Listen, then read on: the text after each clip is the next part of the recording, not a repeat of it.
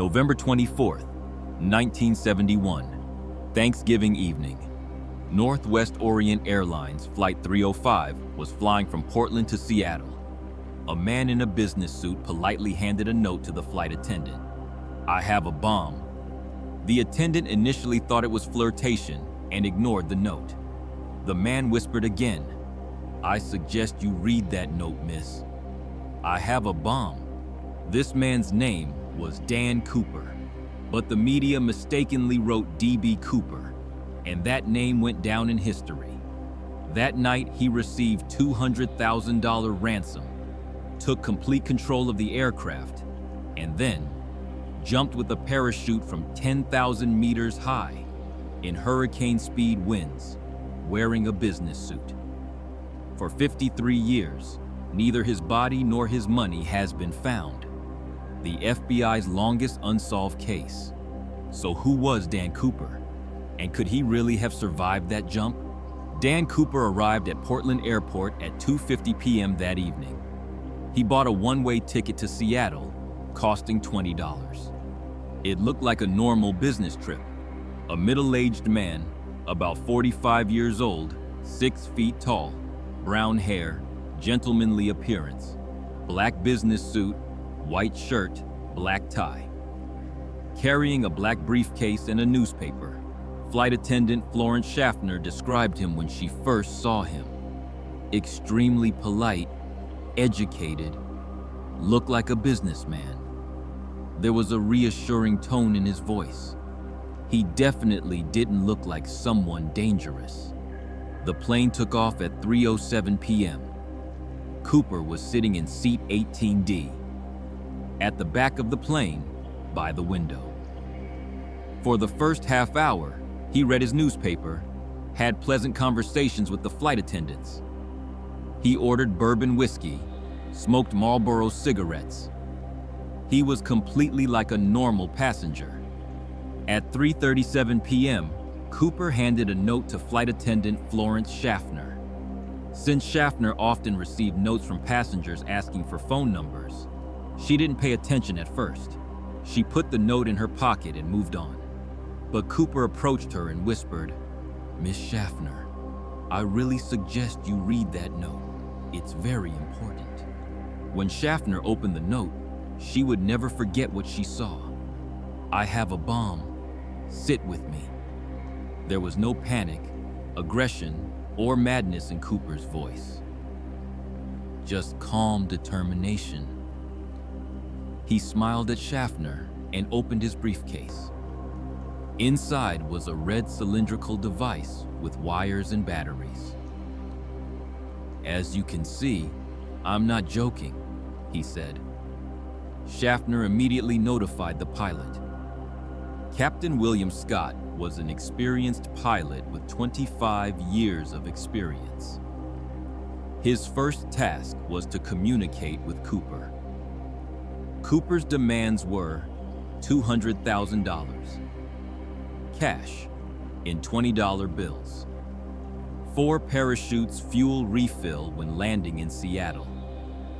"If you fulfill these requests," Cooper said calmly, "I won't harm anyone. My word is my bond." Captain Scott immediately notified aviation authorities and the FBI. Cooper's demands were more specific than anything seen in FBI history. Requesting 4 parachutes was particularly noteworthy. 2 for backup, 2 for use. This showed he was experienced with parachutes. While waiting, Cooper behaved like a perfect gentleman. Other passengers were unaware that he had hijacked the plane. Cooper was making small talk with the flight attendants, sipping his whiskey. He even said to flight attendant Tina Mucklow, "After this matter is over, I'd like to have dinner with you one evening." The plane circled over Seattle for 2 hours. The FBI and police were preparing the money and parachutes Cooper had requested. At that time, $200,000 was equivalent to about $1.3 million in today's money, a very large sum. At 5:45 p.m., they landed at Seattle-Tacoma Airport. Everything Cooper requested was ready. The money consisted of $20 bills with recorded serial numbers. The parachutes were provided by professional jumpers. Cooper counted the money. Exactly $200,000. 10,000 banknotes. He examined the parachutes. He chose 2, returned the other 2. "These will do the job," he said. Then, with a surprising gesture, he released the 36 passengers. "Let them go," he said. "I don't need them." This move surprised FBI agents. Most hijackers keep hostages. Cooper did the opposite. Only the crew remained on the plane. Captain Scott, co-pilot Bill Ratachak, engineer H.E. Anderson, and flight attendant Tina Mucklow. Cooper had new demands. Fly to Mexico City. Aircraft speed below 200 mph altitude, below 10,000 feet. Landing gear open, flaps 15 degrees down. This special flight configuration surprised the FBI. Cooper had serious knowledge about aviation. These settings were ideal for parachute jumping.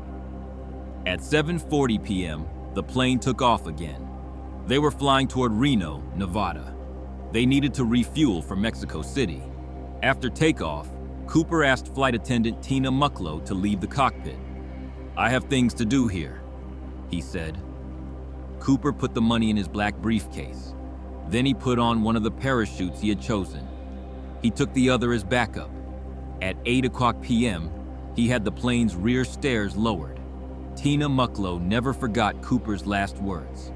"Miss Mucklow, you've been very kind. I'll never forget that tonight." At 8:05 p.m., over southwestern Washington, Cooper jumped from the plane. Outside was a terrible storm. Rain, snow, and 200 mph winds. Temperature 7 degrees. Visibility 0. Captain Scott felt the plane make a sudden upward movement. This was the sign that Cooper had jumped. The search operation that immediately began was one of the largest in history. FBI, military helicopters, local police, volunteer search and rescue teams, they searched for days. They couldn't find Cooper's body, his parachute, or the money. According to FBI theory, Cooper couldn't survive the jump. Reasons: terrible weather conditions, jumping in a business suit, no proper equipment, night jump, 0 visibility, forested and mountainous terrain, possibly no parachute jumping experience.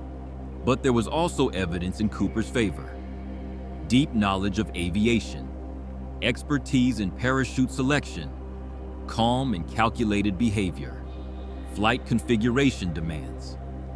In 1980, a very interesting development occurred.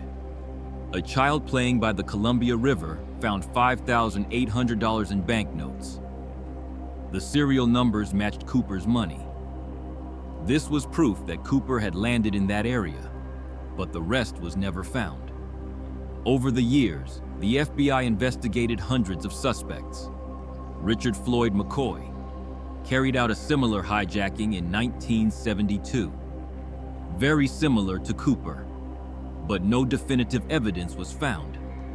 Kenneth Christiansen, Northwest Orient employee. Physical description exactly matched Cooper. Robert Rackstraw, Vietnam veteran, parachutist, Special Forces experience. Died in 2017. Skip Porteous, journalist and researcher. Claimed Cooper never surfaced again. Dan Cooper. It was discovered that this was his real name, DB. Cooper was a media error. In 2016, the FBI officially closed the case. After 45 years of investigation, no conclusion was reached. Cooper probably didn't survive the jump, the FBI said, but there was no definitive evidence.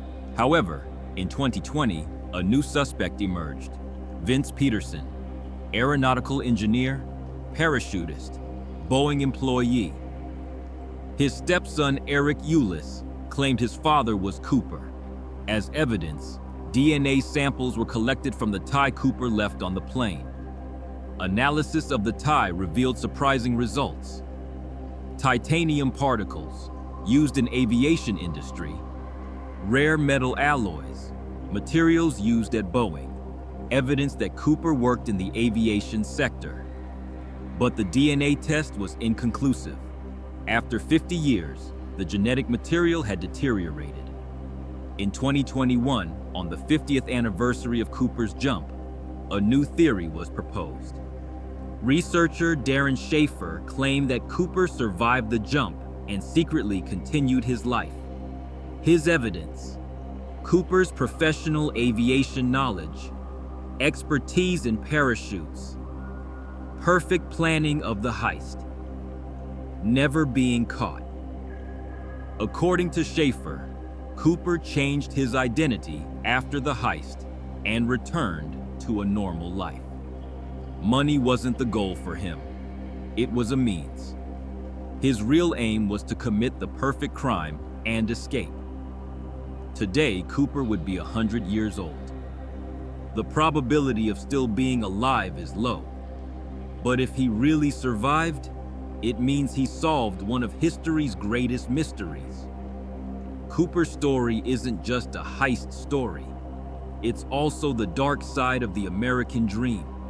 In the 1970s, economic troubles, the Vietnam War, social unrest. Cooper became an anti-hero fighting the system. Cooper was romanticized in the media, the image of a polite gentleman thief. He didn't kill anyone, just stole money from a big corporation. In the public eye, he became a modern Robin Hood.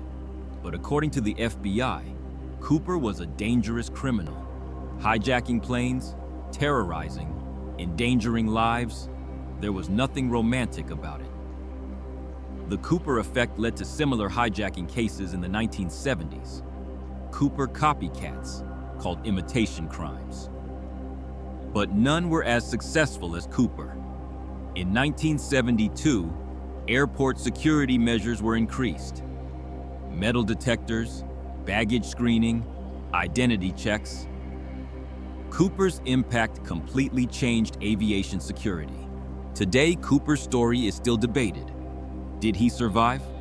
Probably not. Weather conditions were too bad. What happened to the money? It was lost in the Columbia River. His real identity? We'll never know. His motivation? Money, adventure, or revenge. Cooper's legacy is multi-layered. Development of aviation security. Becoming an icon in pop culture. FBI's longest case file. The appeal of unsolved mysteries 53 years later. We still ask, who was D.B. Cooper? Did he really die? Or did he live a comfortable life somewhere? Maybe Cooper's real success was creating this mystery. He changed the definition of perfect crime. Not just avoiding capture, but becoming a legend. The final question is, if Cooper were alive today, would he tell his story? Or would he take his secret to the grave? We may never know the answer to this question, but D.B. Cooper's story went down in history as the best example of how to commit the perfect crime. An ordinary business traveler, starting with just $200,000, creating one of history's greatest mysteries. Cooper didn't just steal money, he stole a legend, and that legend has been living for 53 years.